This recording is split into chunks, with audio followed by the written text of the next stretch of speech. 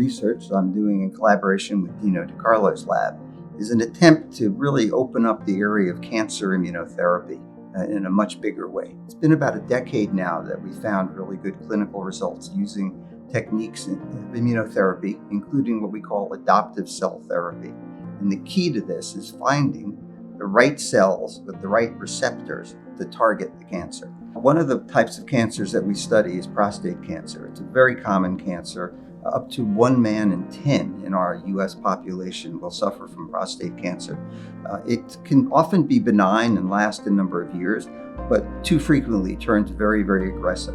And when it does, we need much more effective therapies than what's currently available. We've used a lot of techniques over the years, but have found that technique developed in Dino's lab called nanovials, in which we can use multiple parameters to isolate and define specific cells, has been most effective. One of the advantages of the nanovials is that there's a solid surface, right? As I mentioned, it's a hydrogel particle. And so a T cell can interact with the nanovial like the nanovial is another cancer cell, kind of an artificial cancer cell. The T cells could interact with the nanovials and they were activated such that they would produce what they would normally produce when they interact with cancer cells.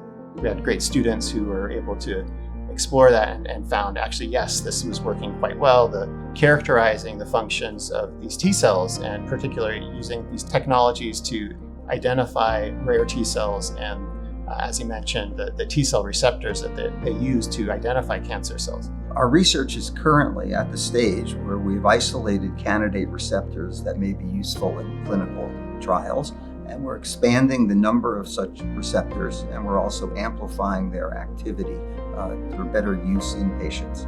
I've been working in this area for almost 30 years, and I can tell you the excitement of using immunotherapy to treat these types of cancers is palpable in the field and anticipated by patients.